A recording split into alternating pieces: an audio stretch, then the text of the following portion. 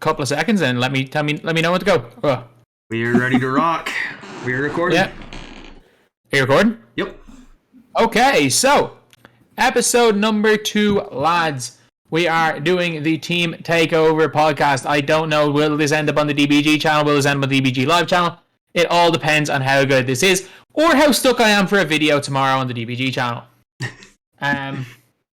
So yeah, lads, big week in my team.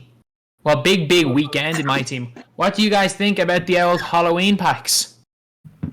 You want to take the lead, Jacob? Yeah, I mean, I actually did get quite a bit of a chance to try out most of the cards yesterday. I mean, they were pretty expensive, so I would have liked to try out more, but Kevin Durant's price was a little bit outrageous. But I would say it's fair to say this is the best content drop of the year, right? Yeah. No. What would you have over it? It's better. October. You think so? No, Flash. The Flash one where we could actually grind for Harden. That was a good weekend. It would have been nice to get a couple grindable cards out of yesterday, but we got 4 last year and none this year. Yeah. One question I was wondering, do you think it was better than Possessed last year? No, because we got 4 grindable cards. Correct. Who were the grindable cards for Possessed? No, in terms of players, Possessed was probably one of the worst sets in terms of actual players, except for Dave Counts. That set sucked. I thought Dave Collins was locking for T-Mac, LeBron? Oh, it was. No Clamps T-Mac when Clamps mattered. LeBron was good, but he was just way too expensive. He was limited. Hondo didn't come in that set. Hondo was Inferno. That's Inferno. I was Inferno was cracked. Possessed was bad. Inferno. Possessed was like Jimmy Butler was the best player in it. Donovan Mitchell was pretty good too. I have to go back and look at Possessed because I don't even remember that set. It did have a T-Mac though, right? Yeah. So Possessed was Emerald Jared Jeffries, Emerald, oh my god, who was the other? Emerald Jeff Green. Yep. Sapphire, Xavier McDaniel. I can't remember who the other Sapphire was. Okay, yeah, I got it pulled up here. I'm still gonna keep guessing. Let me keep guessing. Ruby Thurl Bailey. Ruby Dino Raja. I don't know who else. Amethyst Jimmy Butler. Amethyst Donovan Mitchell. Yeah. Diamond Kawhi Leonard. Yeah. I know the pink diamonds were Amari Stoudemire and T-Mac. Who the hell were the other diamond? Who was the other diamond? How many do I need? Pelicans legend. That's the hint. I don't even know if you class him as a legend. He was a Pelicans player. It wasn't Drew Holiday. Oh. It wasn't Boogie. I mean, I know who it is now, and I don't think you're gonna guess it. Yeah, I'd be surprised. Is that the only player I need? Am I only missing one? I mean, besides the other 2 pink diamonds that came out the other day. Oh, like Harden, Vince Carter, and Yeah. LeBron. Yeah. David West. Oh my god, he was a feckin' Dino clone. How did I forget that? He was with the Hornets, not the Pelicans. Looking like I'm assuming, these sets came at the exact same time. I'd say the usability of the cards this year is better than what we got last year. 100%. I think the only thing that last year had better was the grindable cards, but at the same time, everybody outside of Otis Birdsong was like almost impossible to get. And probably not that great anyways. Like, how many people got that Mirasan last year? Like, nobody, because the ball drop was in the corner that you couldn't hit. No, that was Mike Miller. That was Mike Miller. Okay. The Mirasan was nobody was playing TT offline because the vault rewards all sucked up until the best season 3. The best part about that Mirasan was Cabrillo opened packs for him, thinking he was in the packs. You know Cabrillo, he loves some George Murasan. There was a guy yesterday I saw on Twitter who said $1,000 later, no Rip Hamilton, shaking my head. And in the replies, of course, somebody told him, and he was like, "Oh, thanks, bro. Looks like I gotta load up another 1,000." The Mike Miller was so funny because I remember I was on stream playing, and Mike Miller popped up my board, and Mike Stauffer comes in. Is in my stream. I didn't notice, and he comments, "Oh, you've got Mike Miller now," and I'm literally there. I was like, "No, Mike, I don't. That is nearly as impossible spot to hit." I know one person who got that Mike Miller, I think. Beast mode got him. It's one person, Yeah, only that's who I'm person. thinking of. But my problem with these packs is the normalization of this two of the same card, one with like a different badge or whatever. Like it's such a money grab and I hate it. You know what? Like, there are some. I have a problem with a lot of things, 2K. I just think that's natural selection. Like, if you're dumb enough to pay 3 times as much for a card because it has a mask on it, then it's not 2K's fault if people are that dumb. 100%, yeah. But it's Yeah. also like the odds of actually pulling the slightly better version is so much lower. slimmer. The good thing, the only thing I'll say like about this week ridiculous. though is that with the mask concept is a lot cooler than the signature series concept. Like the signature series, definitely understand. At least this gimmick, you can say like it's cool. It looks cool. It's a cool concept. Like I guess you know what I mean. Like aesthetically, it's cool. And 2K's been great with the gimmicks this year. You know the outside of the game card collecting type stuff with the signature series stuff is okay. The grading cards, you know, you can get cards with masks. Like all the gimmicky type stuff that they've added in this year is cool. It's just like a question of like how much does it matter to you as a player? It's kind of different for everybody. I'm playing TT online against some dude with 3 masked players right now. Who are they? Multitasking at its finest over here. My Yeah, favorite like, thing about this set is that they photoshopped the mask onto KD. yeah, like, why not just put Kobe in? I'm sorry. Or I T-Mac. know, Sorry, like, take some why T-Mac. not just give us a Kobe? Or T-Mac. Both of those had masks, but they photoshopped a mask onto KD. The Photoshop looks excellent though. I would, if I didn't know, Shout I would out never to know. the photo editor for that one. Yeah. The photo, like, I It's mean, we have to admit, hilarious. the 2K card designers are genuinely cool. Holo cards are cool, but you can't even see holo cards anymore. Since the update, they're just now black and I white. don't know why they changed that. Yeah.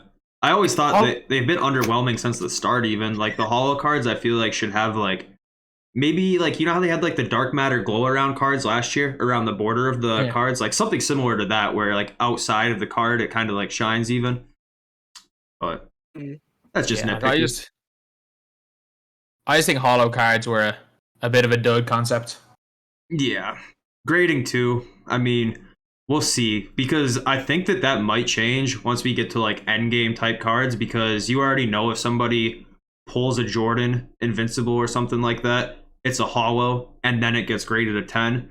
Some whale is gonna bid that thing to 7-10 million type like multi. I mean, those crazy Jordan cards get bidded up to that price anyway. What did you sell your one crazy. for in 20 though? Why'd you sell your Jordan for that? I actually used them for a while, but I think I still got for like 4.2 back for him. Yeah, like you sold him when Go cards were still like a novelty. Yeah. Yeah, I sold them around the time probably Kareem came out, maybe just before that. It was about 2 weeks. That Go Jordan was actually that was probably the most fun I've had with a Jordan card in my team ever. Do you not remember Michael Jordan like pre 2K18? He was the damn best. I was always such a budget player back then. I never remembered really using a Jordan specifically too much. Definitely didn't use any Jordans in 15. Maybe that Ruby Jordan in 15 a little bit. Maybe. Did you play it all in 2K14? I did. I played in 13 as well, but my memory from those 2 years is just absolutely shot. The only thing I remember is that my friend opened packs and pulled Froby. I think it was like a gold Froby or something like that. Like back when they had like the card cutout design for the card, and like that was a big deal. I remember using Robert Horry a lot back then, but my memory from 13 and 14 is so shot. The first year I actually remember like a lot of the year playing was 15. Yeah, like in 2K14, basically you opened team packs, but it was like the odds were even for every single player. So like you were bound to get like nearly everyone got Michael Jordan in their first pack. So every single player had Michael Jordan.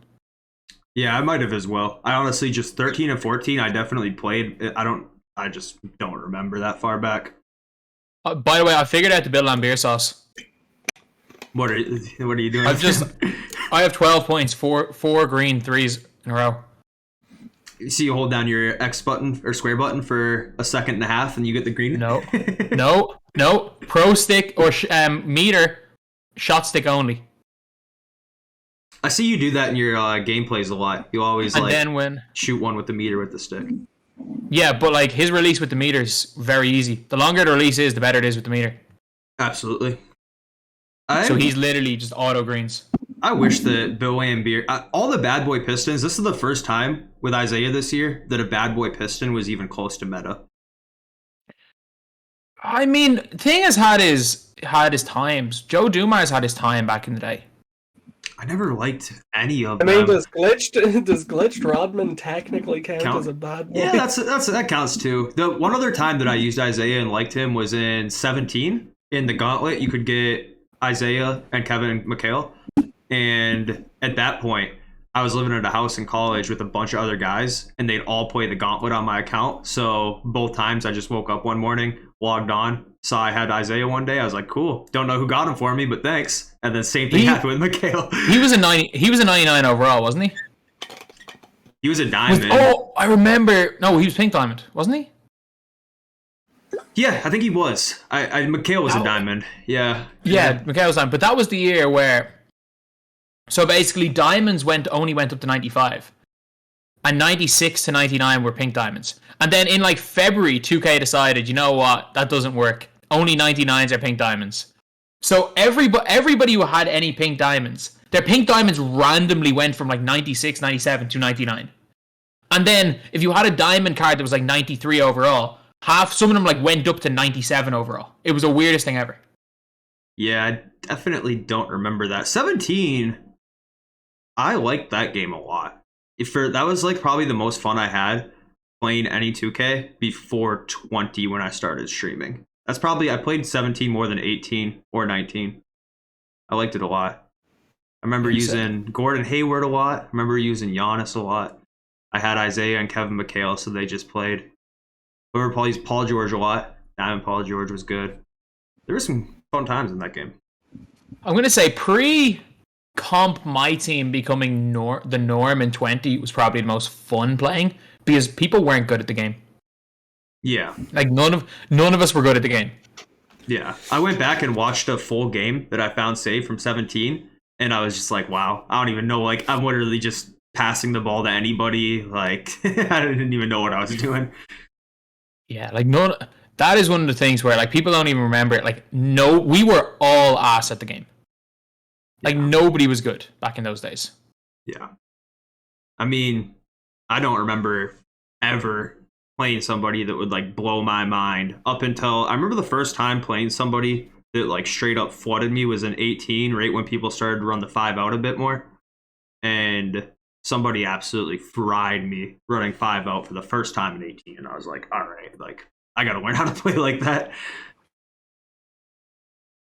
Like, I just saw Shake and Bakes here in the chat. Also, Shake, if you ever want to hop into one of these on another week, just DM one of myself or Jacob. Yeah. But yeah, the gameplay, I don't necessarily think the gameplay was better because, like, if you came up against someone who knew how to do 5 out, it was just unguardable back then.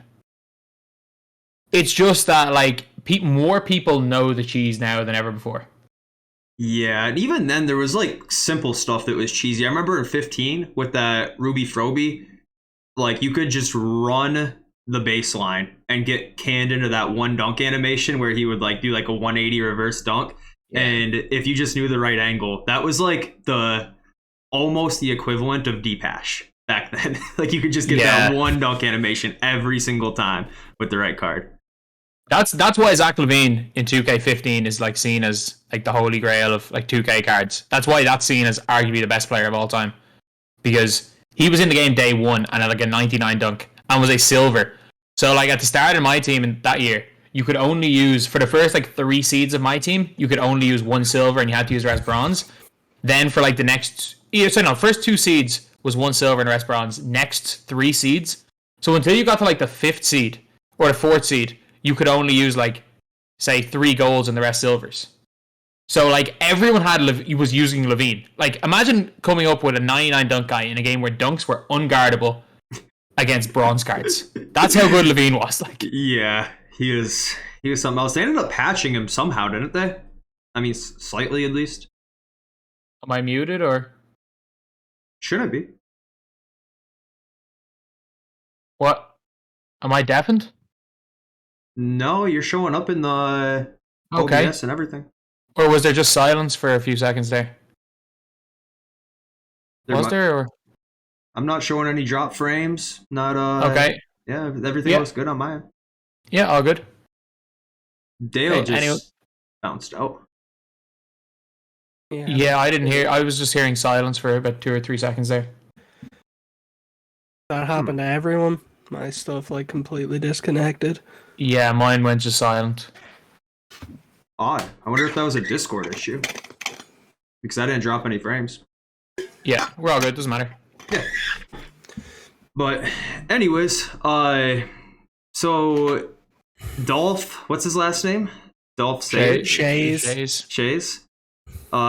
Used him for the first time yesterday.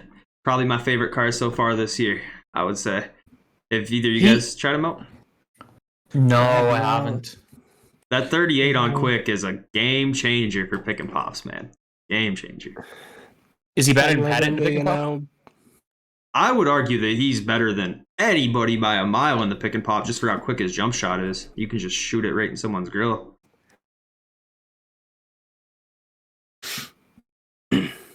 How much is the unmasked version? I'm genuinely curious about these price differences because I haven't looked. I got mine for 280, so I think he's been bouncing around a little bit, somewhere anywhere between. I've seen the masked version go for 350. over $1 million, which is just ridiculous. Well, a lot of people have been adding badges onto their I cards. know. Still, it's a fucking half badge. They're not going to make a difference. I'm sorry. Like, an extra half badge does not make a difference. Like, it matters. There's no like card a month into the game that's worth $1 million. There's no card that's worth month more and a than half. 200k. Just get Josh Smith for 15,000. I'm not kidding you though. I think if you're gonna overspend for anybody, I think he's the one to do it on. I really do. Yeah. It's not KD anyway. KD is most definitely not the person to overspend on. Not what he's going for. I mean, I haven't used KD, so I can't really say fairly yet what I think that's worth. But I mean, I feel like with KD, there's just a lot of other people that can play wing and get the job done right now. Whether it's Melo, what's his name, Silas, any of those guys. I'm telling you, like, people think these cards are going to give them wins. They're not. A good player using Chris Duarte will beat a bad player using KD. Yeah, with KD, I think the biggest advantage to him over the other wings would just be the fact that he has shifty. So if you really want to try and run through him, I'm sure you can. But you can, but like, would you really run with him rather than like, I don't know, Harden? I don't know, man. I would love to try out some KD and Dolph pick and pops. I think that might be the way to, take care of business right now. I mean, got absolutely nothing on my signature. Bob Pettit and Jalen Suggs pick and pops. What other cards are like kind of budgetish that were good yesterday? Was Rose. Yeah, Rose is basically the. He's the diamond, except you lose half quick for a step and downhill. You just get it on gold though, I'm sure, right? Yeah. Yeah, not even really that big of a deal, especially since his size up so crazy anyways. You're still gonna get move with him. Like, wait, does he have tight handles, that Ruby one? Because then you can stun them off that too. Yeah, I'm pretty sure they've all the same badges. They've all the exact same badges, just he has he's 4 got less hops. gold tight handles, so you can like stun people. yeah. Does Hoff play handles this year? Give you park dribbles? Does what? Does Hoff tight handles give you park I dribbles? don't think there is year? park dribbles this year. No. Maybe there is. I haven't seen them. It's not like last year where spinning around the ground. It was so annoying. Every time I go in to drive to the paint, my player would just start spinning, break dancing on the floor. Or you try to stop a screen. So weird. You try to change the direction the screen was set because it was automatically setting screens the wrong way. You set screen, your player would just start spinning around the ground. Yeah.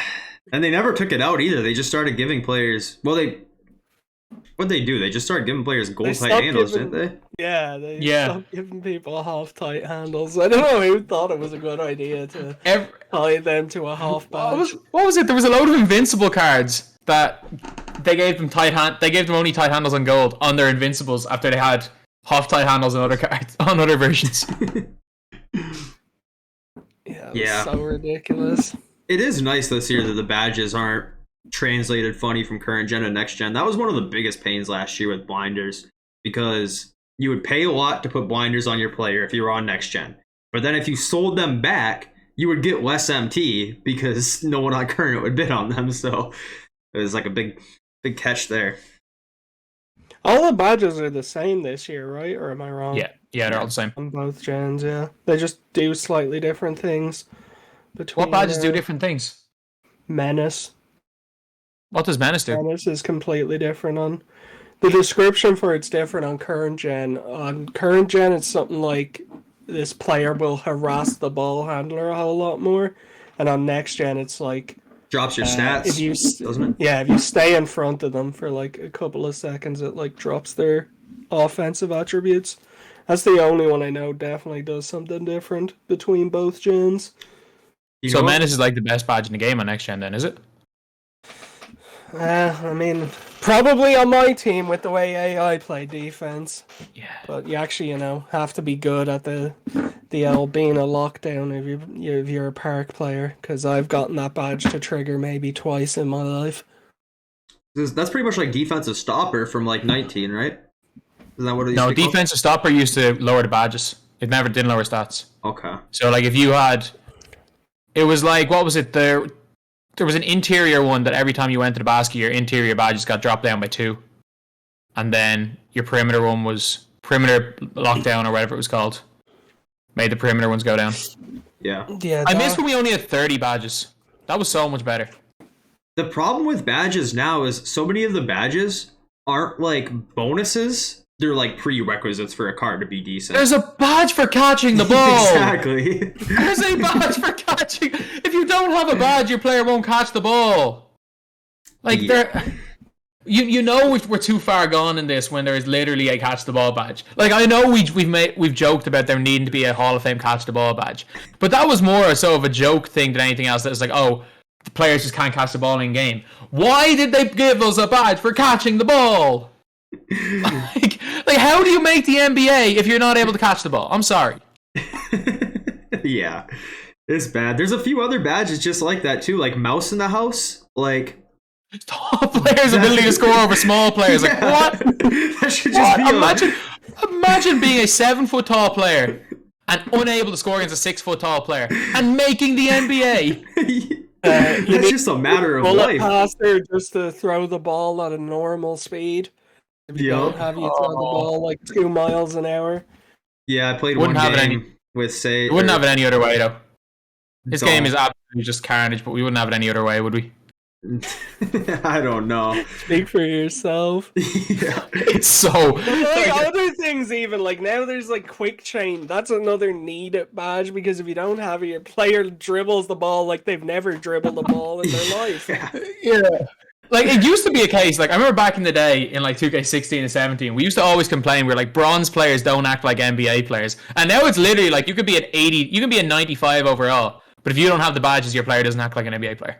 Yep. They're not bonuses, they're like prerequisites. I'd say at least 30% of them are almost necessary given our position. Like if you're a point guard, you need hyperdrive. Well, maybe you need quick chain for sure. That hyperdrive you can get away without having, but quick chain, I was thinking need quick it. chain. There's like, so many badges that a certain position, if they don't have it, you're just not playing them. Simple as.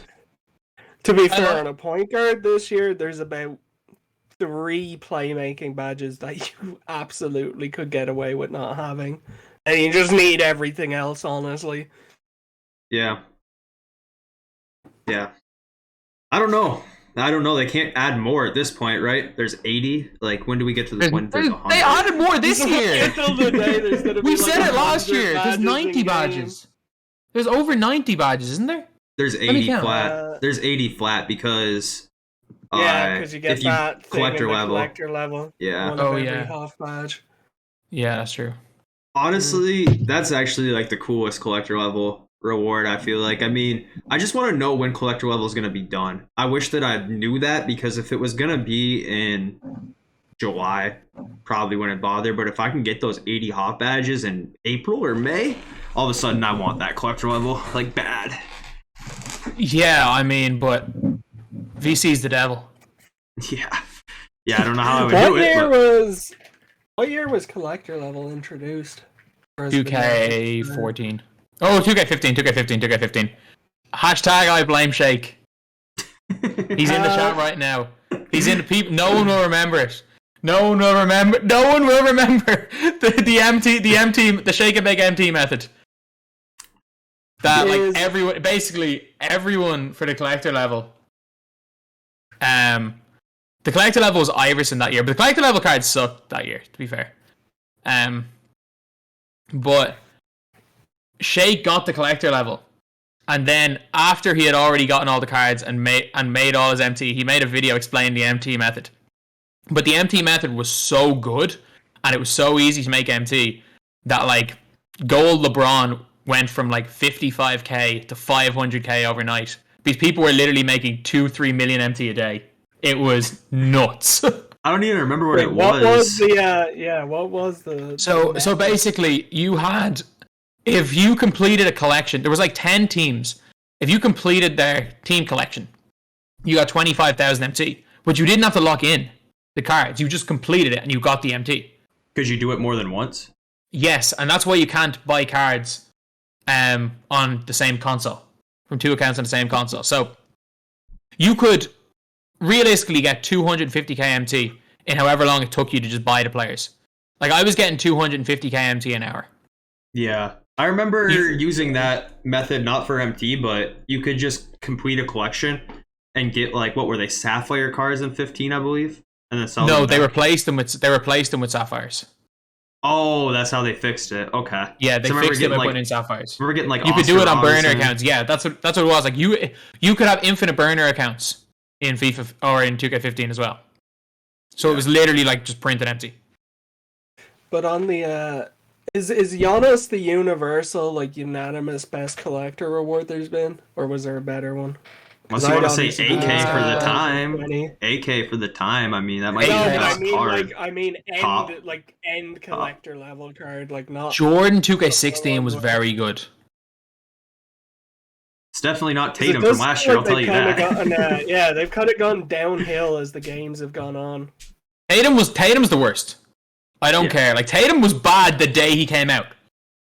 Yeah. The day people got Tatum sucked.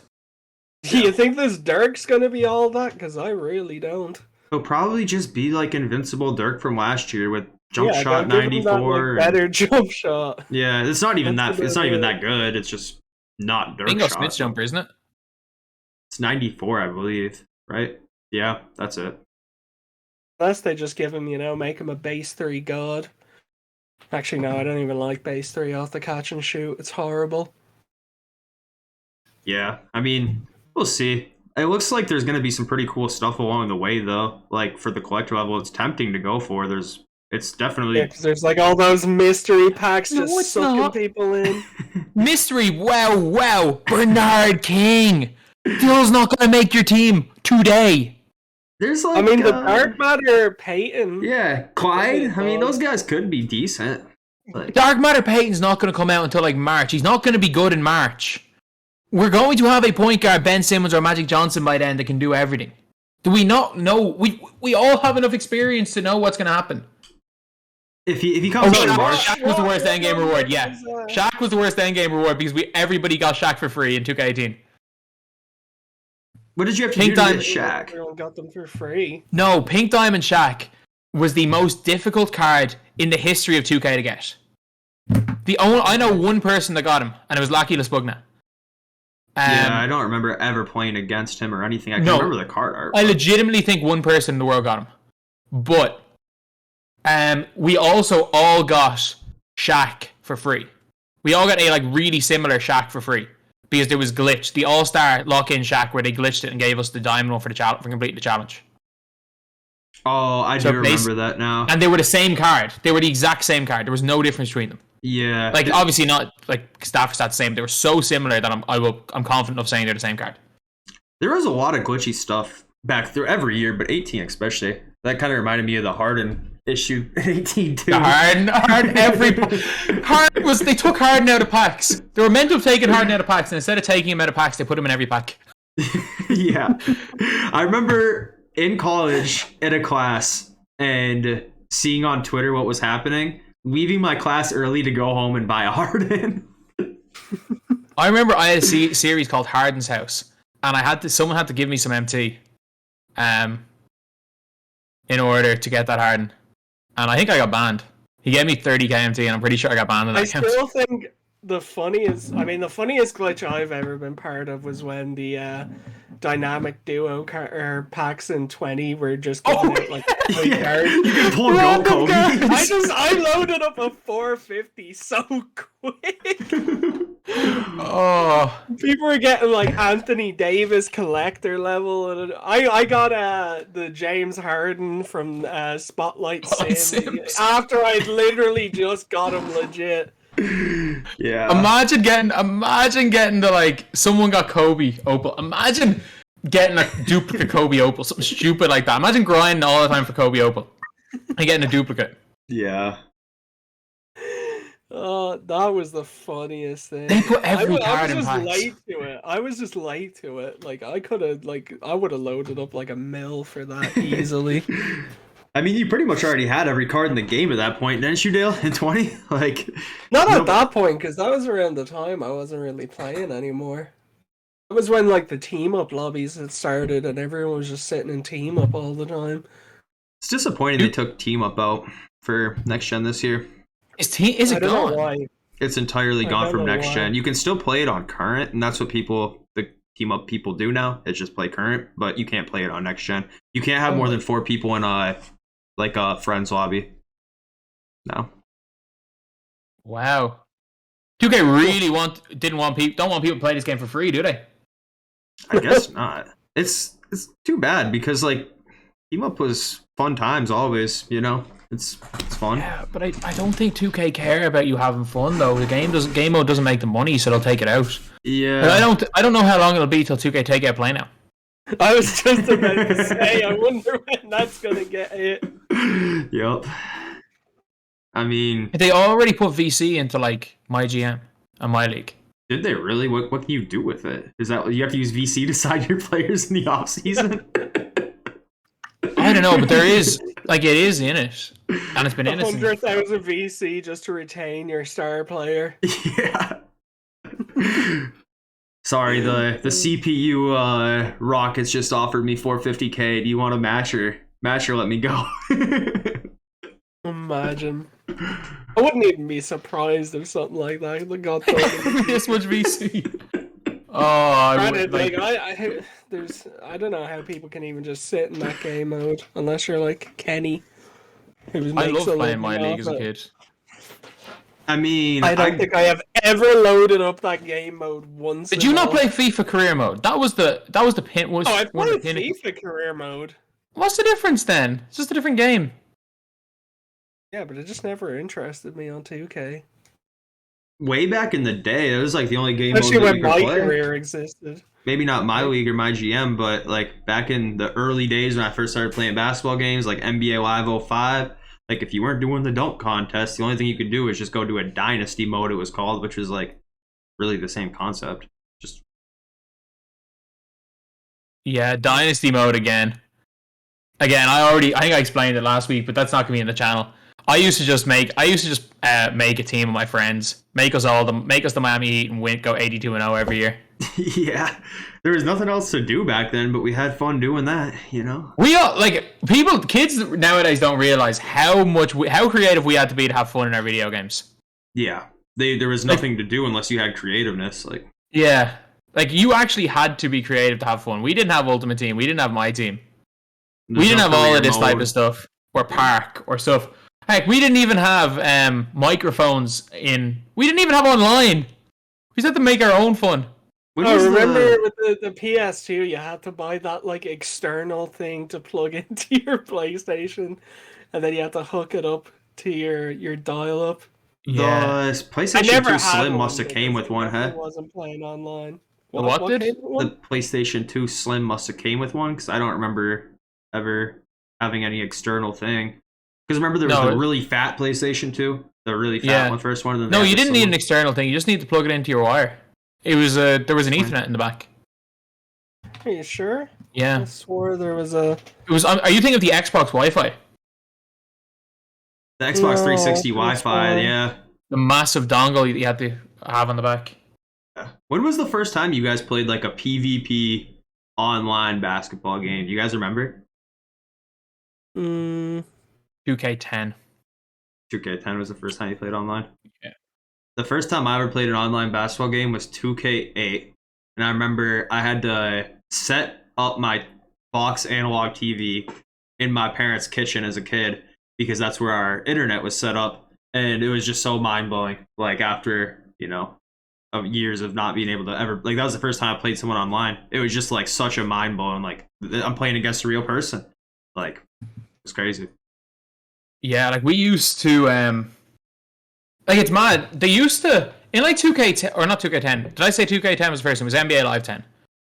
Because obviously 2K wasn't available in Ireland back then. But it was like I used to play against dudes from America all the time and I didn't remember it being delayed that badly. Like back in even like 2K13, I used to match up with guys in America. Really? Yeah. Just because there wasn't enough of an EU player base that they just only had one. They probably only had one server at the time, right? Like, yeah, they probably did, but like I don't remember there being any different. But like cross-continent delay, bad cross-continent delay, only started coming in 2K19. honestly, at that point in time, maybe I'm not an internet expert, but maybe just like the file sizes for games and stuff, and like the amount of data that's transferred with like less quality of the picture might have just made things lighter. Yeah, I don't know. Like it's crazy because I remember like you can ask YBC. I used to play against YBC all the time. I used to play against like Crymouse all the time, and like, if I played on Wi-Fi on their host, if either of us were on Wi-Fi, it was bad. But if both of us were on LAN, it made no difference. Like I used to play against Caldy all the time, and YBC was West, like US West EU, and if we were both on LAN, both of us could play with very little lag. So when did they start the EU server then for 2K? Like the EU server's always been there, or well, it's been there people, at least as far as I can remember. But the only thing is that like the cross-continent delay, like you used to be able to play on different servers and it wasn't that bad, and now it's this year is the best it's been in a long time. But like it genuinely was unplayable for years. Yeah. I mean, we've all felt it before where we go and play somebody cross-continent and you go into menus and even your menus are like a second delayed. Like, Yeah. This can get bad. Yeah, you can tell by the menus straight away if you're screwed or not. Yeah. Yeah. You flick that analog down towards defensive settings. If it takes a second to get there after you've already inputted it, you're in for a bad time. Yeah. Who the hell is NBA? Who is Scotty Flip 24? He has called himself the next gen king. I just matched up with him in limited. I'm just looking at his court. Does he have it written on his court or something? Yeah, he has a giant 2K Sports logo on his halfway line. Zalgiris Kaunas from Lithuania. He's obviously from Lithuania. But he has it written all over his court. If somebody has the 2K logo at their center of their court, normally that means that the picture that they had there got pulled down normally, right? Yeah, that's true. Because Does it still? It still doesn't say NBA 2K16, does it? It probably does because it did as far as that. Last year it said 2K16. Yeah, if the picture gets pulled down off the database for TOS, they just replace it with like a 2K16 logo. Oh, this guy's ass. He's calling himself the next gen king, and he's just shot a late. Well, that with the should have meter been on. your first hint that he probably wasn't going to be good. Anyone who self-proclaims as the king of next gen probably isn't. What's the thought process on that? Like, I'm the best on Unless next you, gen, like, but someone on flash. current could pop me. Like, what? I mean, Dale. 1 second. And oh shit! Oh, please tell me. Unreal. I spilled. And it spilled. I thought it didn't spill. I was like, I got my crown on right now. I am the king. Where'd that I come am the from? king of my team. He's got that ready for Halloween, you know? I had this ready for years, and I haven't found a good time to use it. And this is not a good time, but it's not going to get much. It's not going to be a much better time. You should have brought that crown out at week 1 of last year's game. Plan was like it just showed up late. Do you remember the like DBG versus HTB team up game in 2K20? Yeah. Yeah. The plan was if we were to win, no matter how bad I was going to put on the King's crown and start proclaiming myself as the king of my team. I'm assuming you lost. How do you remember at this point? No, we won. It just didn't come in time. Oh, okay. How we won that? I don't know. Jay Canada. It was me, Bio, Jay Canada, Mose, and Ty. But this is like again, Ty playing Pro-Am. Like we've all seen Ty playing Pro-Am. We were playing as like Denver YBC, who played team up non-stop at that stage. Henry, Jake Mason, and Caldy, who was still good at 2K at that stage. I don't know how we won. What'd you guys do? Best of 3 on team up? Yeah. With my we team won 2-1. Yeah. It wasn't my team, it was normal team up. Normal team up? Okay. Because I was going to say, I mean, my team cards and team up back then was... It was something. Like... It was fun, but it was definitely a mess. Have Yao guarding 5 lanes at once with Ben Simmons tweeting up the court. Yeah, this was before Tween. This was in like April. This was like very early COVID. I remember when you guys played it. Vaguely. Very vaguely.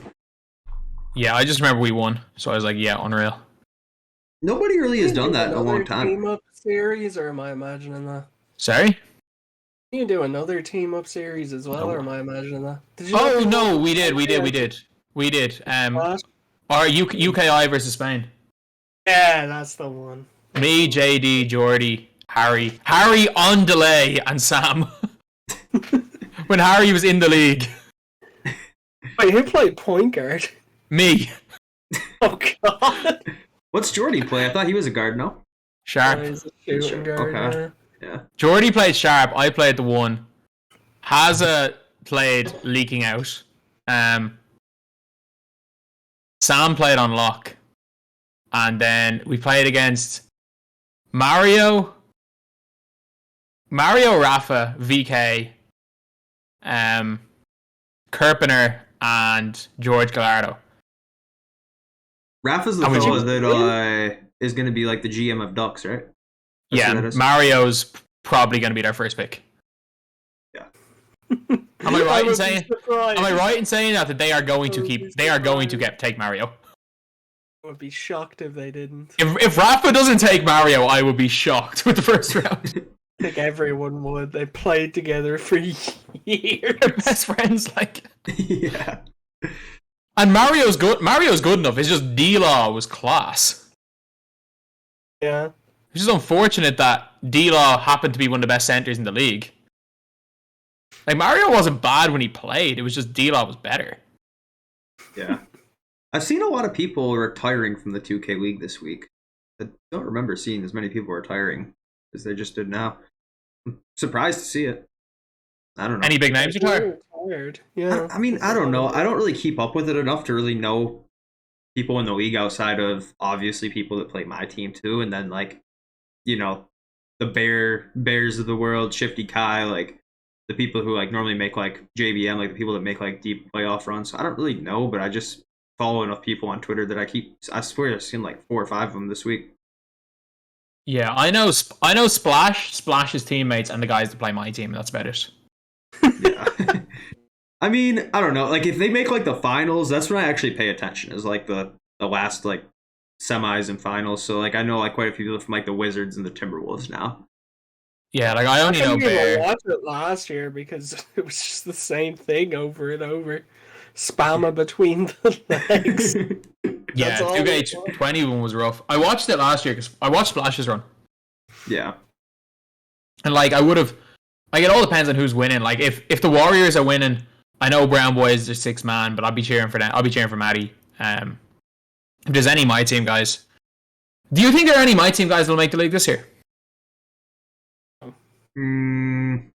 Not that I I need can him going think No of. first. one's even pursuing it. Like, I'm Yeah. pretty no sure one has said they the are. one guy who qualified, Kenny Zeus, Yeah, I heard he's a demon. yeah, he's like projected to be like one of the top 5 point guards that's not in the league right now.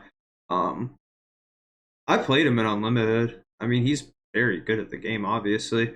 But yeah, I don't know. It seems like there's not as much overlap as you would think. You would think almost all of those league guys would go for 250 just because you would think they'd all have the confidence. Like, you would think, It's hard going for 250. Like, there are guys, like, I haven't faced any league guys here, but, like, I've played. When Hazo was being retained and he was, like, starting for the Knicks team, I played him 5v5 and he wasn't great. yeah, I mean, I beat a league guy on my 250K run. It's one of those things. You would just think they'd all be confident enough to at least give it a shot because it's some serious money, but. Yeah, it all depends on where you play. Like, if you're playing in a corner, if you're a corner in the league, unless you're Ty, you're probably not going to do much. I reckon Ty probably makes the league if he tries out for it, if he put his mind to it. Well, there's a lot of politics that go into the draft and stuff like that too. So being a big name can help for sure. Yeah. I mean, I don't know if you watched Splash's video on like, is it worth it to go to the 2K League? But I found that very insightful, even though I never would go for the 2K League. I just thought it was interesting to listen to. Like, Yeah. There were times where I said, you know what, I think I might go for it. And then I was like, nope, it is not worth my time. Like, yeah. I would have to play so much 2K. Like, I'd be confident that, like, if I made the draft pool, I would be taken as a sixth man somewhere. But, like, how much 2K I would have to play to make the draft pool? I was like, nope, I am not doing that. Yeah, because apparently, like, I don't know how it all works, but like Fanta not getting drafted last year, like He slept through all his interviews, didn't he? that's what I heard. I mean, that's kind of my point, though. It's like a lot more goes into it, like than how good you are actually. Yes, like if you have proven that you're not going to be professional, a professional team's not going to sign you. Shock. Like if I'm wrong, I will completely retract this statement if I was given incorrect information. But if that story is true, then of course it's going to happen. If that story isn't true, then okay, yeah, maybe he did get screwed. But if what we've heard, if the rumor is true, then yeah, obviously you gotta show some professionalism to make it as professional. Yeah, I mean that's kind of standard in any field, you know. But I just heard other stuff too, like on draft night. Like I'm friends with a few people that like know a lot of league players and stuff like that, and like apparently like the last draft particularly was incredibly politically like done up. In the sense that a lot of people who probably should have got drafted over people didn't because of somebody knew somebody, etc. Did you watch the draft when it was happening? I don't think I did. I think I was streaming through it. I think I was streaming when it was. Do you remember reading the strengths and weaknesses? And it was like weaknesses was terrible was very, very bad in his first year in the league. Weaknesses isn't really good at any position. Like it was like I was like, oh my god. And it was one of the guys who was like the sixth man for the Raptors, like strengths, whatever, weaknesses, or it was like strengths has been part of a good team. Weaknesses, people believe he was not good enough for that team and was only along for the ride. I'm like, you just basically said he was on a good team, but he's terrible. Like what? Who was writing these? I could not stop laughing. Yeah, I don't know. There's certain things about the week like that that's just funny. Like I don't know. We should do strengths and weaknesses for the 250K show. we did though. In fairness, Dale, we did do that for the actual show. I believe we did, yeah. For the tie, because we knew about tie and splash. It was very obvious what ties and splashes strengths and weaknesses are, and it's like, oh yeah, because we were in like a call trying to figure out like what we can put down for everyone. Put down as their weaknesses, and I was like, tie's weakness doesn't do well with the game being slow. It's like, well, neither does splash, so that's not gonna happen. I mean, honestly, if you really just want to put it as simple as possible, tie strength, defense, weakness, offense. Splash's strength, offense. Ty's offense is not a weakness, and neither is Splash's defense. That was the funniest. Like, people were just like, oh, Splash's weakness is defense, Ty's offense. Like, no. Ty is the best defensive player in the world. Splash is the best offensive player in the world. They are both exceptional on the other ends of the floor. It's just they're not the best in the world at it. Yeah, that's what I'm saying. Put it as simple as possible. I mean, Ty's offense is actually insanely efficient and good. It's just not as pretty as maybe Splash was playing good defense that whole tournament. Splash is an unbelievable defender. Dude, Ty beat me with Cam Reddish. His offense is very good. It's just like if you watch Splash outside of 250, it would be easy to say he's not a good defender because he doesn't play defense. Yeah. When he's playing casually. Even in qualifiers. Because he knows he doesn't have to. Even in qualifiers, like I did the Inside the Mind video of Splash, and like the gameplay I used in that, he was literally just pretty much standing there on defense, doing nothing, just hoping that the guy would somehow either score it or turn it over faster than what he was gonna. Singing High School Musical. Well, I'll sing, yeah. I still can't believe though Splash and Danny just not qualifying. I mean, the precedent they just set is super frustrating. The precedent they've just set now is that if somebody starts chucking full courts, you have to just accept that you have cheated, even though you haven't done anything. Somebody matching up with you and shooting full courts, apparently you have cheated because it is actually in the rules. I have to give 2K credit. Intentionally or unintentionally benefiting is against the rules. Like, it doesn't have to even be intentional. I'm pretty sure it states that it doesn't have to be intentional in the rules. I mean, can't wait to. They did break. In fairness, they broke a rule, a BS rule. But I have to give 2K props. They actually broke a rule. They unintentionally had someone match up with them who didn't try. Can't wait to stream snipe everyone in the next quals and let them drop 200 on me and get them DQ'd. Big dubs. The problem with it is that where does the line be drawn? Because obviously the people they played shot all full courts. Okay. What happens if somebody plays the first half of the game and then starts doing that? What happens if somebody just don't stream? It doesn't matter if neither of those happen on stream. Both of them qualify. Yeah, I mean exactly. Now nobody's gonna stream it. As simple as that. And if it happens, no one's gonna know. So no, and like 2K, did 2K not have Splash on 2K TV like 2 weeks ago? Yeah. Like they had him on 2K TV before it. And he's on the 2K League Twitch channel tonight. He's on the 2K League Twitch channel, right? Or tonight. And it's just like the literal number one draw. I mean, that's including Ty. Splash's stream numbers are berserk this year. He is the number one draw on competitive MyTEAM. Like, in terms of viewership for qualifying, it was Splash 1, me and Ty 2A, 2B. Like, I think myself and Ty were averaging like 1,100. Splash was in like close to 2,000. Yeah. I don't know why they would do that. I mean, no one would have been upset about it, really. Maybe someone would have. I don't know. Whoever's fifth, probably. Like, in fairness, Wah did get screwed, but he got screwed by a system, not by Splash or Danny. Yeah. Well, Wah got in, right? After all? Yeah. The only good silver lining is that both of those guys are going to qualify. Yeah, they definitely will. But no one's going to stream it. Good luck no one who qualifies until well after the tournament ends, because nobody's going to stream it. That is for sure. Nope. And I can't wait for 2K's text. Send this year. Anyone from EU will make it. Nope, because we have the likes of Arto in the community. That will. There are people in EU who will do whatever they can to make sure nobody in EU qualifies. And I'm not even kidding. There are genuinely so many assholes. Thank God he got removed from that chat. I mean, Danny still hypothetically would have qualified, right? Danny needed to win that last game by something like 13 points, and he qualified. Like, Danny qualified by like 300 points, and he got 400 for that last game. Yeah. Danny just needed to win. Like, if that dude had literally played Danny beats, because he was running the bum squad, Danny probably beats him by 30 in a normal game, and Danny qualifies. There's no complaints. And if Danny qualified, Splash doesn't get DQ'd as well. Yeah. I'm telling you that right now for a fact. Neither of them should have gotten DQ'd, but they realized, oh crap, we have to DQ both if we DQ one. And they probably decided to DQ Danny. Actually, no, Splash got DQ'd last year as well, so what am I talking about? They obviously have something against Splash. With Splash. They get Yeah. For some reason to DQ him every single What year. did Splash get DQ'd for last year? I remember he got air coded in the first one, but Because they accused him of having a Zen. Yeah, because Really? he I He don't didn't. remember that. Because he hardly missed. I think someone reported him for having a Zen. The whole Zen era, I'm happy that's behind No, us. Splash got error coded, but Splash didn't get his email for like weeks because someone reported him for having a Zen.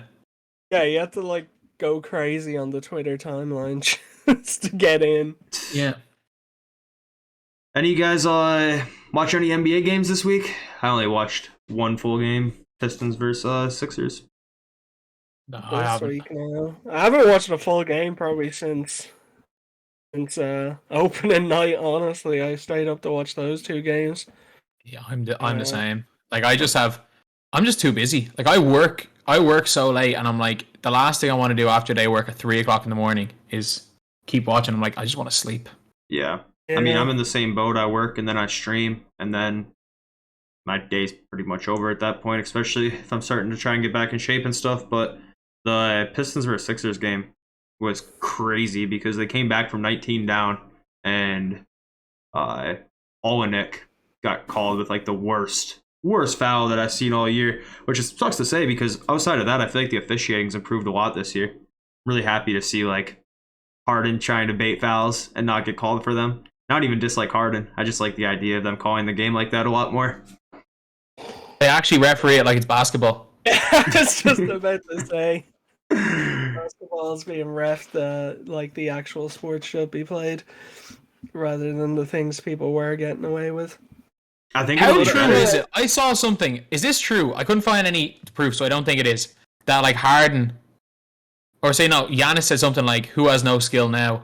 After Harden's had a bad season. How true is that? I want it to be. I know I don't think it's true, but I really want it to be true. No, there's no way. If that was actually true and confirmed, like that would have been ESPN I really want it headline to be for true. 2 days. That was me with the crown. I just randomly put. I found a crown. We were talking about. I'm playing limited right now. Because I need to get my XP. I need to get some XP done. I need to get the 3 limited wins. I'm playing limited, and I came up against some guy who called himself the king of my team. This guy rage quit in the second quarter, by the way, the king of my team guy. So I decided to put on a crown. Yeah, it's Halloween weekend. Fits the mold, anyways. Yeah. I love how so many people are on Dane's back as well, because he's had like a pretty rough start to the season. It's been 5 games. I mean, just like forgetting all the other seasons where he was just going crazy. But yeah, it's also been 5 games. I was just upset to see people saying that it's Chauncey's fault somehow. Like It's Chauncey's fault. It's been 5 games. Like my tweet, one of my tweets summed it all up, and I was like, again, another 1,000 like tweet. That's the best part about getting the blue check mark. Every NBA tweet gets like 1,000 likes. I tweeted out and it was like, It was sorry to interject, but this is going to double OT. what game? Celtics Wizards. Chandler's probably on the edge of his seat. I'm telling you, Kuzma is Jesse Lingard. Kuzma is Jesse Lingard. He goes to a different team and suddenly starts balling again. He is Jesse Lingard. I don't care. Like, their careers are identical. Like, starts off as a promising young player on a good team, but is actually quite a bit older than people think he is. Then eventually his form just goes to disaster level, and people are like, "Oh, he's absolutely useless." And then moves teams and suddenly starts playing incredibly well. He's Jesse Lingard. Their careers are Only the identical. Europeans are gonna get that analogy. I'm assuming Jesse Lingard's a basically, right? Yeah, but he's like, he broke in at Man United when he was like 23, but like he used to hang around with like all the 19-year-olds in the club, and like he looked young for his age, and like he kind of acted like a teenager. So people were like, "Oh, he's this great young player," and after 2 or 3 years, people were still calling him this great young player, but he was like 27, and they're like, "Oh, he's still a young player." And that's kind of the way it is with Kuzma. People are like, "Oh, he's a young player." It's like, dude, Kuzma's 26. Yeah. Yep. He was a lot older than people thought. He's like 6 months younger than Giannis. Yeah. They're doing a footballer to basketball player comparison. I think the best one that I got, and I might be completely off on this, is Freddie Adu and Julian Newman. Is that fair or no? No, because Freddie Adu was actually actually played professionally. Oh, you're telling me Julian's still not making the? He's not going to make the league? Are you serious? There you guys see Julian Newman's dad taking the interview from DKM. You guys know who DKM is? No. It's that King Money. Like, he used to make 2K videos. Now he's one of those, those Ball Brother hype channels. Yeah. He's one of them. Like, he's from Scotland, but he got on. DKM was doing an interview with the dad, and the dad was like, he's got 15 D1 offers. He's got an offer to play in the Chinese main league and the Australian league. And I wish I had done that. I was doing an interview. I was like, okay, so he's got the D1 offers. What schools? No, he's got 15. It's like, name them. Name them. If they're true, you can name the schools. It's like, oh, he's going to go to Chinese Super League. Okay, then. I'll believe it when I see it. The D1 school is South Harmon Institution of Technology. But anybody gets that reference? I doubt they do, but I definitely will not. Surely you got that, Dale, do you? No. Am I supposed to? Yeah, what did the letters spell? You would have to repeat the school name. South Harmon Institution of Technology. Oh, okay. It's a fake school from a movie. But yeah, I mean, that whole, I don't know, that whole era of Julian Newman and LaMelo Ball, like high school stuff, like, I don't know. It was a weird time. There were so many YouTube videos made on both of those at that point in time. Made me so much. Julian Newman made me so much money. That's like I'm talking potentially 5 figures. Like, he made me so much money. Yeah, that was an era. I swear. I remember at one point in time, I would go on YouTube and my whole entire front page would be either a LaMelo Ball video or a Julian Newman video.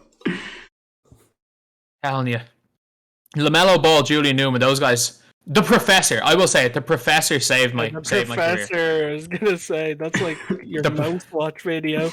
6 million views. The Professor saved my career. Like, I took the year of 2017 and 18 off college, and we all know how bad 2K18 was. The only reason I'm still doing what I'm doing now is because B-Ball Daily blew up. In 18, did the thought process ever run in your head of, man, I think I should make Fortnite content? Nope, I never played Fortnite. I never downloaded Fortnite. Because that's what practically half of the 2K players did for that year. Well, yeah, there wasn't enough to do it. How are you meant to make 5 Fortnite videos a day? When are you gonna make the resurgence of B-Ball Daily and drop a how good is Tristan Jass actually sort of video? Tristan Jass, have you not seen he reacted and got really angry how good is Tristan Jass video? You actually did do one? No, basically, I made one that was in 2018, and he literally replied, "Oh, thank you so much for the video. I'm actually a little bit taller than you said in the video, but great video." And then he deleted that comment like 2 years or like a year later. I made this really angry reaction, being like, "Oh, I don't care what this guy says. I'm still making the NBA." And I'm like, dude, I'm sorry. I get it. You've got kid fans. I get it, you've got kid fans, but come on. Yeah. I saw you just tweeted out saying, I've still got NCAA eligibility, and with the new rules, should I go back or something? Dude, you could play Division 3. He could have played D3 ball. He wasn't that much better at basketball than I was. And, he was better than me. Not that much better. And, man, it would... And I'm under no illusion that I was some superstar basketball player. Yeah, I'm sure if he wanted to, reaction queued up here to watch after we finish up. Possibly could have walked on at a D2 school or something like that. Maybe I don't know. Oh no, I'm pretty sure T-Jazz got a scholarship to. He did get college. Yeah, he had college scholarships. It was like NAIA. It was like NAIA Division 2. But I mean, if you get a college scholarship to any college, you're a baller. Yeah. People don't realize that. It's people are just oh yeah, if you're not in D1, you're not good. It's no. If you get a D1 scholarship, you're a baller. If you get a D2 scholarship, you're a baller. D3, you're a baller. NAIA, you're a baller. NAIA Division 2, you're a baller. You get JUCO paid for you, you're probably a baller. Yeah. I mean, it's all relevant, right? It's all relevant. I think anybody who actually played basketball at like a high school level knows the standard for each of those, because we all played with people who went to each of those. You know, if you played high school ball, you played with people that went D1, you played with people that went D2, you played with people that went D3, JUCO, etc. So it's like the only people who I don't think understand are people that don't play or didn't play. Yeah. Or people that aren't in high school. Yes. Yeah. And of course, you know, maybe somewhere down the line, all the people that I know that went to D1 schools were all genuinely nice people. And I'm sure there's probably some D1 guys that are absolutely full of themselves that are like, oh, if you didn't go D1, you suck. Like, I can almost guarantee that that's not the case, because everyone who's at one of those big schools, almost all of them have been cooked by someone who was at a quote unquote lesser school at different stages. Yeah, like I said, every single person I know that went to a D1 school, actually more respectful than most people I played against. Yeah. I mean, like I've guarded Division 1 players plenty of times. Like when in college basketball over here, there's a bunch of programs for people to get free masters over in Ireland, and a load of guys who play D1, D2, D3, different levels come over to Ireland. And I was always the one Irish guy that was just always tasked with guarding the pros on the other teams. So like I've guarded people of all the levels. I have completely locked down Division 1 players and been given 40 by Division 3 players. Like, yeah. It's not a testament on how good you are as a basketball player, what level you played at college. Like, no, not at all. Especially because sometimes outside factors go into that stuff as well. You know, I mean, not everybody takes the biggest school that offers them the chance to play. Not always, anyways. Yeah, some just want to stay close to home. Yep, some want to stay close to home. Some want an opportunity faster. Like, you just never know. Some want academics. Yep, you just never know. I mean, there was plenty of people, like, there was like one guy, even on my track team in college, that had no business running on our track team skill-wise, because that school I went to was D2 school for track, and he could have been like one of the top people in D1. Like, went to the NCAA championships for D1 and placed. He was like that good. He was the best D2 high jumper in the nation by a mile, and he could have went to a D1 school, but he wanted to go to the school I was at, which was a D2 school, because his coach from high school knew the coach of that D2 school and was like, go here. And like sold him on it completely. Yeah, like that's the thing with athletics. Like, there's not much money in athletics. Like, unless you are an Olympian, you're not making a living out of athletics. No, not at all. So like, just go to whatever school you want. Like, it's not like basketball where, you know what, playing at a D1 school improves your prospects going pro. It barely does. Like, no matter what school you go to in America, if you try to make a pro overseas, especially in Europe, you're starting off in the lower leagues in Europe. No matter how good you are, because you are not getting a contract unless you were a star at a major Division 1 school. You're still playing the second, third tier in Spain your first year until you prove you can actually play in Europe. Yeah.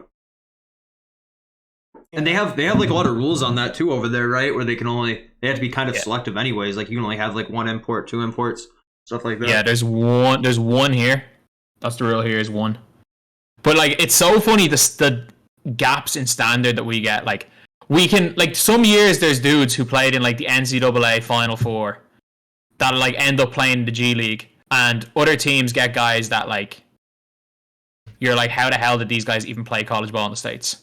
Like, it's a complete crapshoot when you're in one of the lower leagues in Europe trying to get a pro. Like, sometimes you get these just absolute demons, and other times you just get absolutely useless players. Yeah. You get guys that aren't even better than the Irish guys you have. And we're not very good. No. As someone, I don't know. as somebody who is, never even watched an Irish basketball Don't. team. don't like I watch. I'm genuinely a fan of the leagues because I have friends on every team. Yeah. Like, I was just too busy today. I was meant to go and watch like an Irish Cup game today. I'm going out to Malahide to watch one tomorrow, to watch all the guys that I used to play with. They never. My whole team that we won the national championship in 2019 left. They left me on the team. They all went to play National League and left me still staying on the team by myself.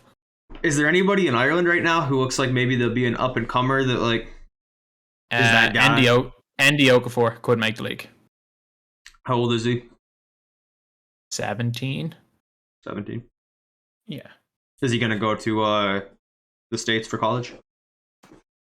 He's in the NBA academy right now. He's been in the States for the last year. But like this kid is like, I played against him when he was 15 over here, and the guy was fearless. Like normally when you're playing 15-year-olds, like you can kind of muscle them out of it. Like he was strong for that age, and he knew how to use his strength. And not only that, he was aggressive. And one thing that you can always do with kids is like, you can box them out when they're nowhere near the basket. And a lot of the time they're just going to try run through you. You can constantly kind of do the same things over and over again. And this guy was like, first time I kept him out, I would keep him outside the key. Then I hit him with the exact same move again. He'd spin me one way. And I'm like, okay, he spun me that one way. I'm going to stop that as well. He'll fake spin one way, spin the other way, get another offensive board. And I'm like, okay, this is a 15-year-old who's doing all this stuff against a grown man who's trying to pull off every sort of vet move there is. And I'm like, okay, yeah, this kid's got something. And he's in America, he's balling. Like how tall is like he? Your man, no. Like Draft Express are writing, like they're not only just he doesn't have a profile on there, they're actually writing articles about him and like interviewing him and everything. So it's like he's a legit prospect. Yeah. And like we knew from when he was 15, it was like, this kid's ridiculous. Yeah. Well, that's good. For Ireland anyway. Like he was way too good to be playing here. Yeah, I would like to see a person from Ireland make the league because there's only one other one, right? Yeah, and he didn't even play. He didn't even grow up here. But big shout out to Big Sharad 05 or Sharad Ford, former NBA player, Raw squad in the chat right now. But yeah, he was just saying Americans can't get used to the European style. It's tough. It's tough. The game is much slower. And you might think, okay, the game's slower, so them having the extra speed helps. And it's not that the players are to an extent slower, but the whole game is slower. Yeah. And a lot of time, if the game is slow and you're trying to play at some like helter-skelter frantic pace, it's not going to help your team. Everybody so kind of plays like more of like a Spurs style of basketball, right? Like Hoosiers 5 passes type thing. You don't see nearly as much ISOs over there, right? I mean, I haven't seen that much of it, but not really. Like a lot of it is because like there's no 5-second back to the basket rule. So like if you've got a decent big man that can pass, you will just dump it into a big man. Like I've played against, and a lot of the Eastern European teams do this. If they've got a good big man, you will just give the ball. They'll just give the ball to them. And these guys won't even look like they can play basketball. They will just back you down from the 3-point line under the basket. And if you don't send a double, they'll score. And if you send a double, they'll just pass to an open man. And it's just like, all right. It doesn't even look, nothing they do looks good. Like if you watch a really good European team, especially underage teams, if you watch the really good underage teams play, none of their players look good, but they just don't make wrong decisions. It's just, they just get a good shot on every play. They'll make passes. They'll dump it in, kick it out, a couple of cuts. It's just hard to explain. But like Irish basketball is terrible, by the way. Like I'm only saying this because whenever Irish teams play against other countries, I watch what the other countries do that are way better than us and see what the difference is. And we are garbage. Like in fairness, my under 16s Irish team were pretty decent. We ran a couple of good countries close, but like, again, I sat at the end of the bench. But like the standard, as we get older, we get further and further away.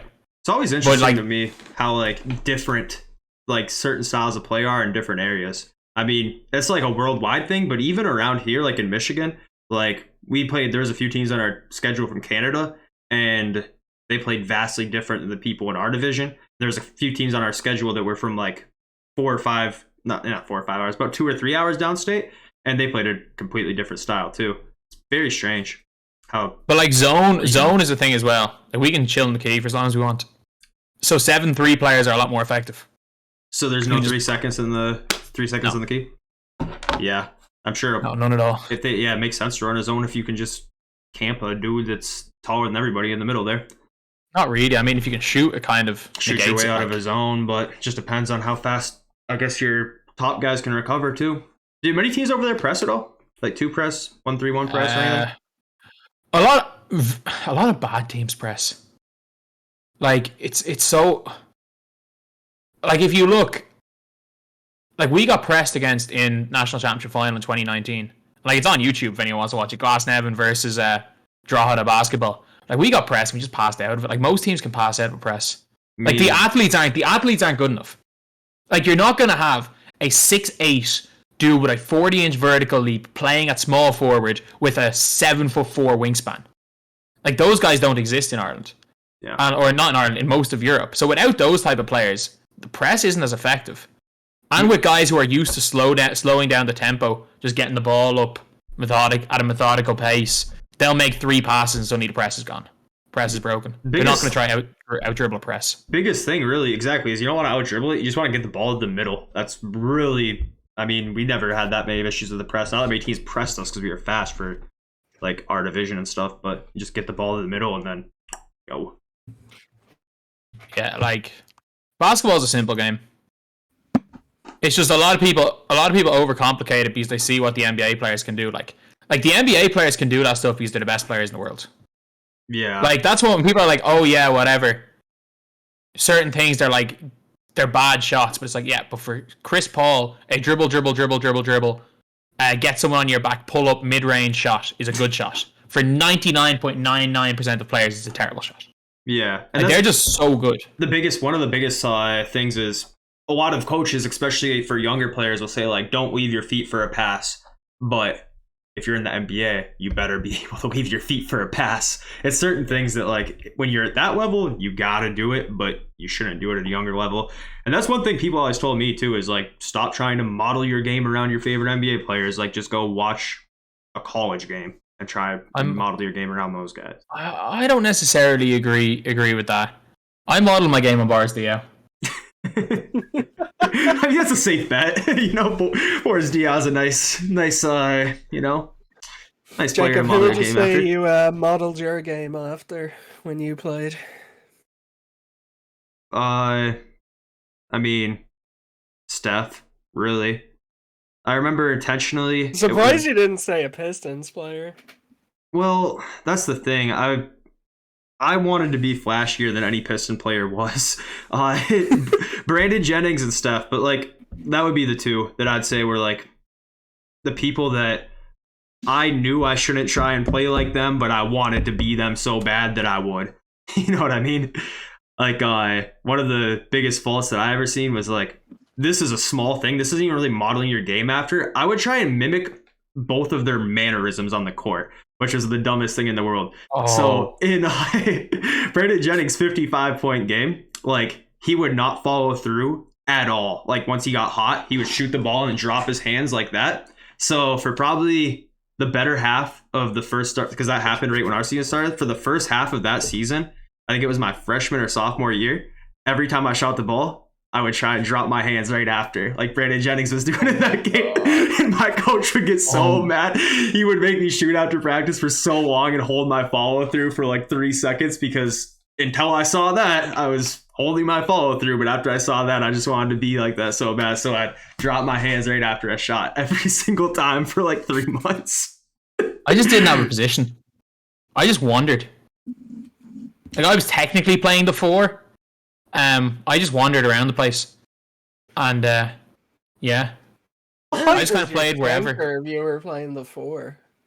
What? What height was the center on the team if you were playing the 4? I won a national championship. We won a national championship, and I was our tallest center in under 20s. We played against a team with 4 lads who they had 4, 6, 7, 6, 6, 6, 7 big men, and we had me and another guy my height. Actually, no, we had a 6'4" center, but like. The 6'4" center played a little bit. Yeah. But like, yeah. Like, well, we were talking about it before, DBG. At certain levels, you just have to play what you have. You know what I mean? Yeah. Like, you can't be picky. You can't just be like, oh, we want a 6'7" guy to pull up to the parking lot today and join our team. Like, sometimes you just got to use what you got. Do we not remember Pokemon? And I'm bringing this because this is the speech that our coach gave us before that season. Did we not see what happened when Pikachu faced Raichu with Lieutenant Surge? And Pikachu won because he was faster. He may not have been as big. He may not have been as strong. Heck, he may not have even been evolved. But he won because he was faster. That's how we won. He won because of plot armor. No, he won. He beat... The plot's why he beat Onyx. He was faster. He was faster than Raichu. Even though I don't know how he was faster than Raichu, because Raichu has faster speed than Pikachu. I just can't believe a basketball coach was using. We won a national championship we won a national cup that year. Do not question the great Owen Chubb. Playing the Pokemon team song. Do not question the great Owen Chubb. It'd be so funny if someone brought that up. We had Someone actually got back to him. But no, like basketball is a simple game. Like if you have small players, don't play like you have a big. If you have a bunch of big men, don't throw your big man on the perimeter. And that's the biggest problem with a lot of coaches is that they don't coach the players, they coach a system and they're like, oh yeah, no matter what we're playing system. It's like, dude, if your players don't fit the system, just change the system. It can be an issue though, because my senior year, we had one player who was 6'7", and he became ineligible. And then we tried to change our system entirely for him once he came back. And that's when things weren't too great, because like we just weren't used to playing like that. I mean, there's just a lot to be said about at a younger age, like high school level, just like keeping your players eligible. If you're a basketball player in high school and chat, keep your grades high enough to play, please. Yeah, that's not a thing. That's not a thing here. Anyone can play. It doesn't matter what your grades are. Do you guys have your teams attached to your schools, or is it like clubs outside of your school? Clubs and schools. Okay. Yeah, because here, like, if you don't have a C average, that's pretty standard. I think it depends on districts and what school you go to, but in my school, you need a C average to play. If you didn't, you couldn't play. Getting a C is not easy over here. Like, and what percentage is a C over there? 70. A C is 55 over here, and it's not that easy. It might have been a D. It might have been a D average at a 60%. It might have been. I don't remember now, but it was a thing. Players becoming eligible a lot. But it's funny, Dale. Like we have 40% is our pass rate, and getting 40% in Ireland is probably hard. Am I right in saying 40% is higher than getting like 70-80% in the States? I mean, I've never looked at a US exam, so I couldn't say like for definite. I never felt like our exams were that bad though. They were tricky. It's because the higher level exams were. Like, imagine if every person in the country had to sit higher level exams. Mm. It would be very hard then. Depended on the subject, though, too. There's just some higher levels were really easy. There's just a lot of variance here, too, especially with private schools. There's just a lot of variance. Like, it's really, really easy at some schools to pass it. I don't know if you guys have, like, alternative schools. Like, an alternative school is, like, you don't really have to do anything, like, honestly. So, just a lot of variance depending on where you go. Yeah, like... Nah, like, I sat the SATs because I was, like, half considering going over. And just to do it. Like, I sat the SATs. Was yours at 2400, Jacob? I took the ACT instead of the SAT, but those numbers can be easily converted. Yeah, like I got 21 something out of 2400. And I didn't prep and sat them on the day. Just randomly. I got 1A in my, in quote unquote, like in our exams. Just like a aptitude test though? Yeah. Just like a very broad test. I've never studied for any of those. Like, I guess. No, you can't. No, it's not even studying, it's prep. Yeah, I didn't know the structure of the SATs. Yeah. Like, I didn't have any prep at all. People prep for, like, because you know the way some companies make you do an aptitude test and yada yada. Yeah. Some people actually, like, study for them. I guess you have to if you're, like, really bad at logic and, like, pattern recognition, but... Yeah, I've always considered myself to just be, like, an above average enough test taker that I just feel confident taking anything like that. Like, very good at even if I don't really know, I'm very good at, like, the process of elimination, because all of those are, like, multiple choice for the most part, so. Mm-hmm. Yeah, I nearly flunked out of college, so I can't say that. College becomes a lot of just of, like, the time you put in, though, too. That's really the biggest reason why I've seen people fail college isn't because they're not smart, it's because they just went and partied instead of doing their work or studying. Or they made YouTube videos for a living. Yeah. And just said, fuck it. But, like... I mean, you were making money, so... Yeah, true. Very true. Yeah. like different if you're already making money while you're in college. And you're making arguably better money than you knew you were gonna earn out of college. I don't know if you were at that point. I was making a lot. I was making a lot more. Yeah. Like teaching 'Cause I know teaching salary is not a teachers- lot. It's Yeah, like, teachers are definitely paying very well. So.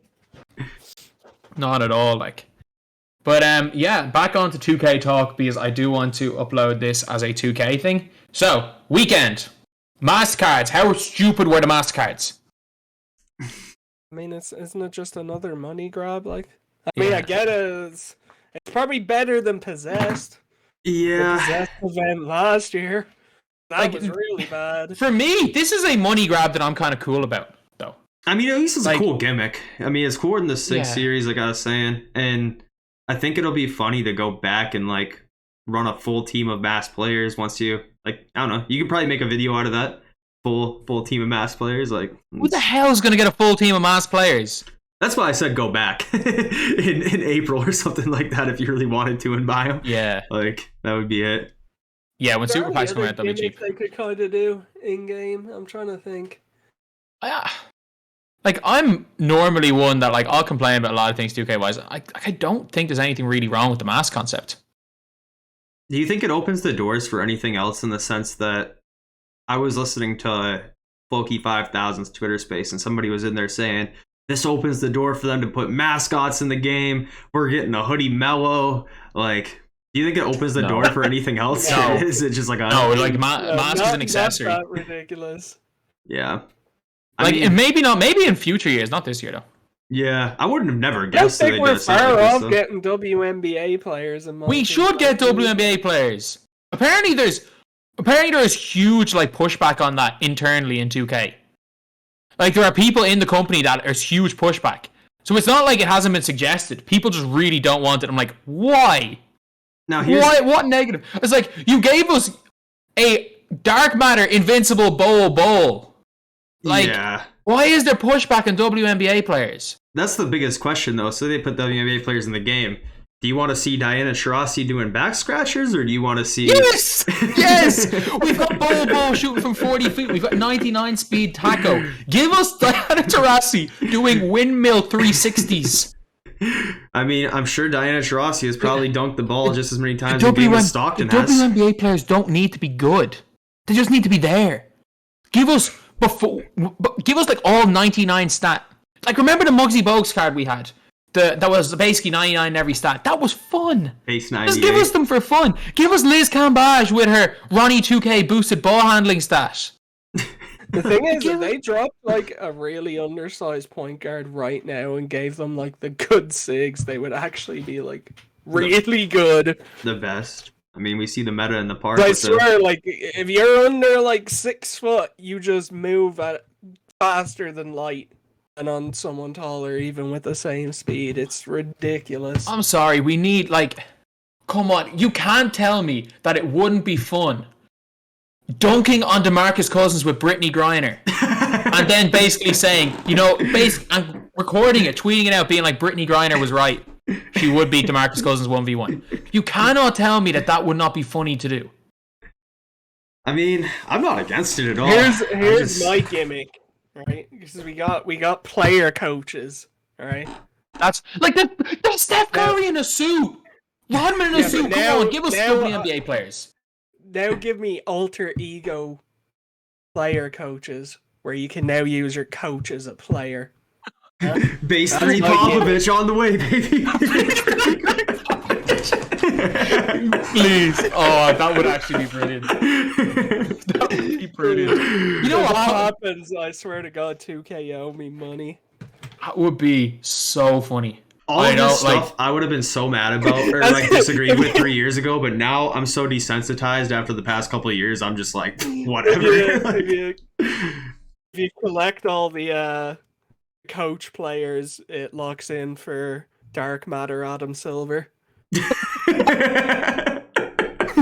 Matter Adam Silver. Oh, that would be. Oh. Please. I would pay for that. I would pay if that happened. One of the best concepts 2K have ever brought, bar none. Like, If that they would be do it, so funny. They owe me. Oh.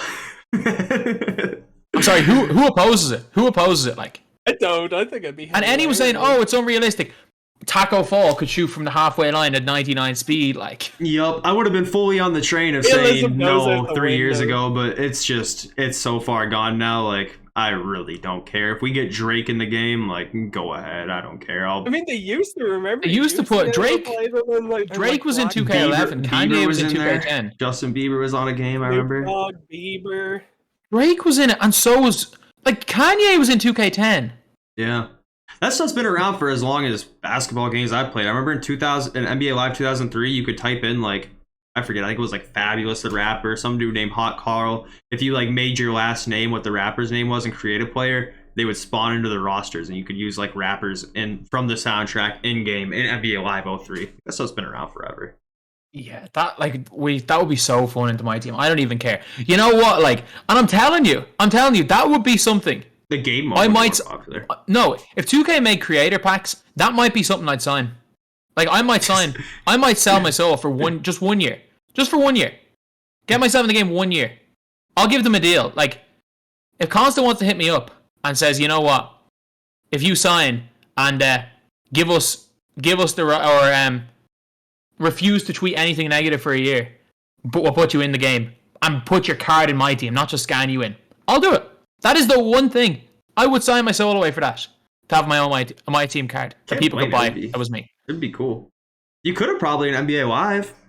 Back then they put a lot of creators in it, didn't they? They did, and they did, and they didn't. Like, NBA Playgrounds? Shake was in there. No, Nick was in. That Shake wasn't in Playgrounds. Are you sure? I'm pretty certain. Pretty sure. I'm almost certain Shake was in Playgrounds. Shake might have been. Yeah, I think he was. I tried to get. I would have been in if 2K didn't buy Playgrounds. I would have been in Playgrounds too. I know that for a fact. One here said NBA Jam had Bill Clinton. Is that true? Do you remember when Tony Hawk used to have like Spider-Man and all? That was cool. Yeah, there were so many cool Easter eggs in games back before, like nowadays. So many cool like cheat codes, Easter eggs, stuff like that. Fred Durst in WWE. Was he? Yeah, Fred Durst. That was part of his deal for to give the WWE the rights to Rollin for the Undertaker. Was that he didn't want any money? He just wanted to be in like the next 3 WWE video games. That's actually hilarious. And he was. You won Slobber Knocker mode with the Undertaker. You got Fred Durst.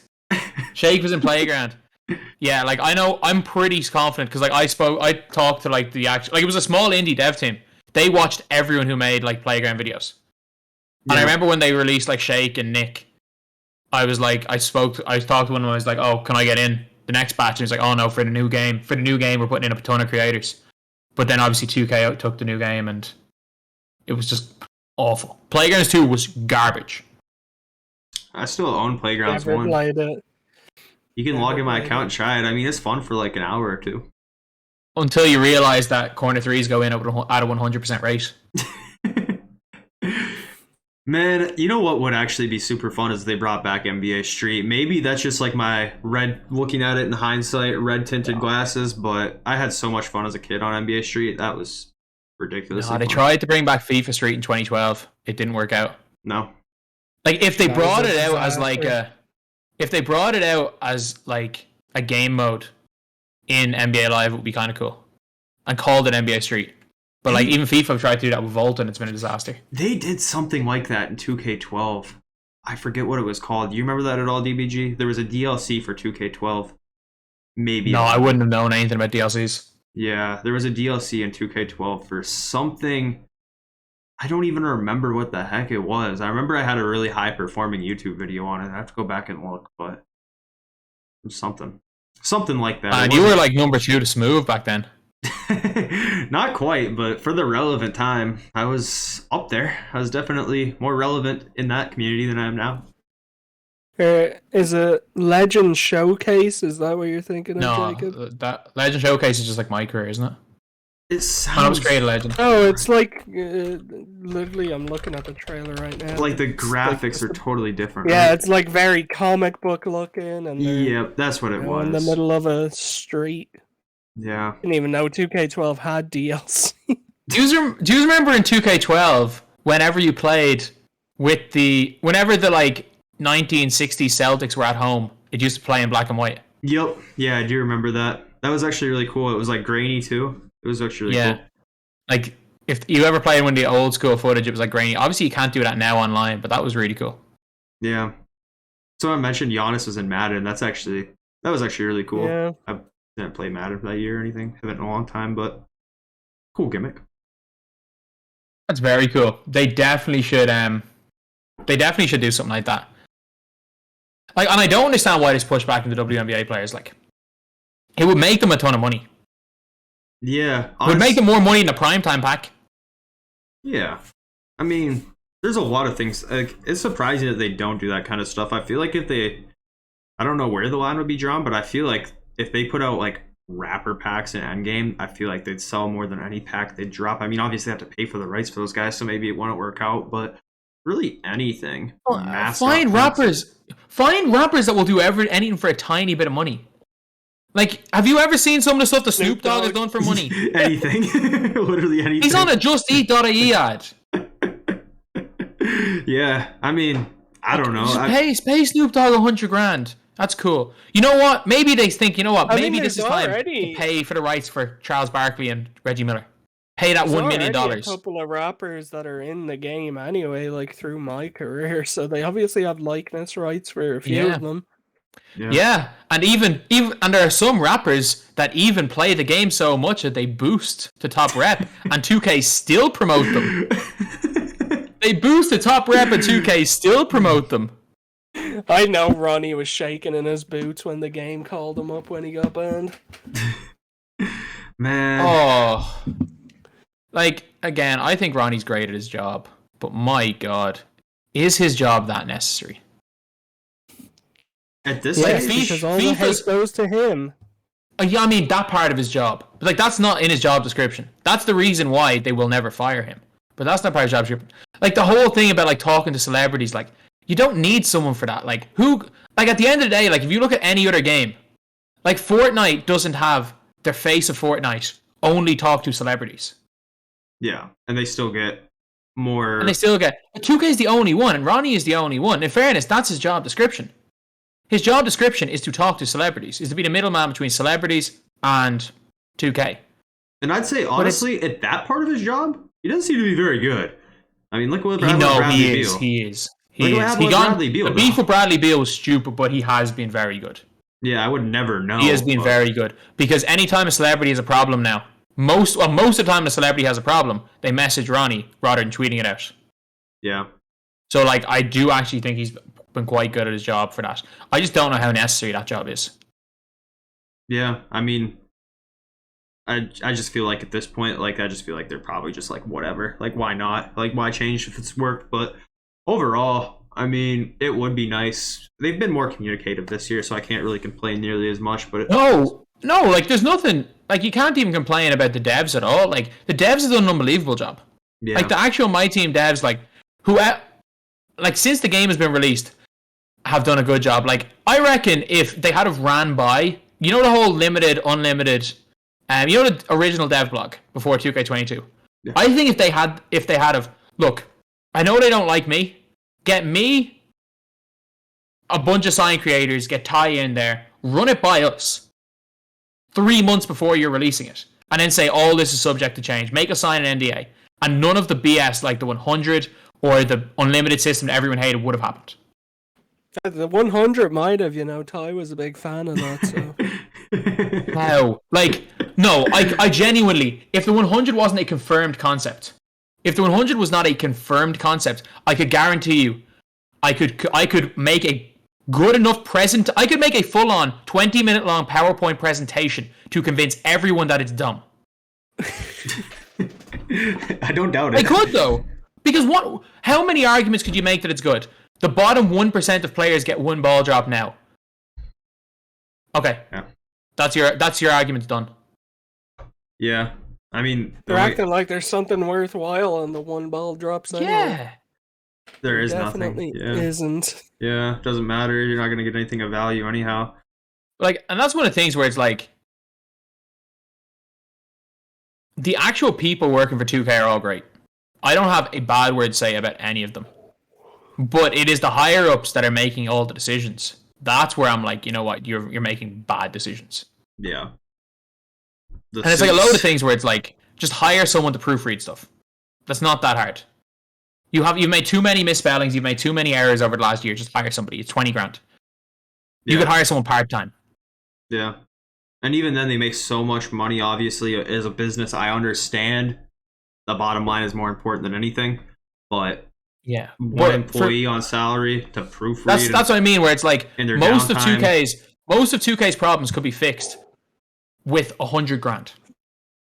You pay 100 grand to hire 3 people on a 20-hour-a-week contract for the year. I mean, a lot of the problems could be fixed with unpaid interns. Yeah, yeah, really could. A lot of them. I mean, like the obviously an unpaid intern is going to go into the game and patch anything, like the small stuff, you know, the very small stuff. The social media things. 3, you can schedule tweets. Yeah, like it's not that hard to have someone who schedules them, and then one other person to make sure that everything is correct, to double check everything, to make sure everything's going out at the right time. And that the card is real. Like, do you remember the DeAndre Jordan one? Where it was a fake DeAndre Jordan card in the picture. And then they said there was like, get amethyst, get emerald and ruby DeAndre, and he was a sapphire and an amethyst. Yeah, we've seen that a million times. I feel like last year with what they do, put Jimmy Butler as a different color. In diamond. Yeah. Yeah, I'm like, where are they even getting this card from? The card isn't real. Yeah. Where is this coming from? Like, where did that card spawn in from? Like it actually takes effort to put a fake card into the game. Yeah. Like, it's impressive. I would do anything just to go into 2K's offices for one day and just see the process. I'm just genuinely curious outside of critiques. I just genuinely curious how things work. I want to see the monitor setup of Sam and whoever else is working on creating cards. I just want to know what even goes into it. I just want to visualize it. I'm almost certain that that's not Sam's job, though. Like, I assume he probably has an input in it. Yeah. I don't think Sam's sitting there typing in stats manually into cards. No. But I would just love to see everybody in there. I just mentioned Sam. He's like the first person that came to mind. I just would love to see inside of the office and the process that goes into my team. The whole thing is like we all... And that's one of the things that I remember... Do you remember the stream where, like... Do you remember when you came in and told me that Sam got the job? And I don't think anyone knew yet. Yeah. And I was like, in the stream, I was like, everybody, he is not the community manager. I think people have kind of forgot that. Yeah. Yeah. People still to this day think he's a community manager. Yeah. I mean, everybody who I follow from 2K has been... I mean, Sam was always good, but everybody else, I mean... Because Aller had that very long period at the start of the game where he was being more vocal and responsive than ever and stuff like that. Still confused about the whole right before the game drop, Mike Wang revealing all that information and deleting all those tweets. Curious what happened there too. Completely forgot about that actually, yeah. It was almost the correct info too, wasn't it? Yeah, it was all correct info. I don't understand why they made him delete it. Yeah, I don't know why. It was like one of those sometimes things to me aren't that funny, but for some reason are hilarious to me. And for whatever reason, someone who commented on one of your videos or something and said that their conspiracy was that Mike Wang got drunk last night and spouted off a bunch of false information for some reason, which is the funniest. Like, the guy, right? I just did not expect to read that in the comments. You guys remember the first dude that got 2K22? Like 2K pulled up at his house. And he just he kept getting and he got one of his friends and suppose a sad emo panda, and then the guy was like, "Oh, I have all the clout. I'm Kanye." Man, what was that one guy's name? I forget. The whole lead up to 2K22 was. It was the worst marketing in history. Yeah, the biggest marketing. Was who thought that a good idea? The best idea to market a game would be to not market the game. I don't know. It didn't work very well, did it? No, it didn't. And we all said it at the very start. We're like this. We were all like, "This game's gonna be terrible. This game's gonna be terrible."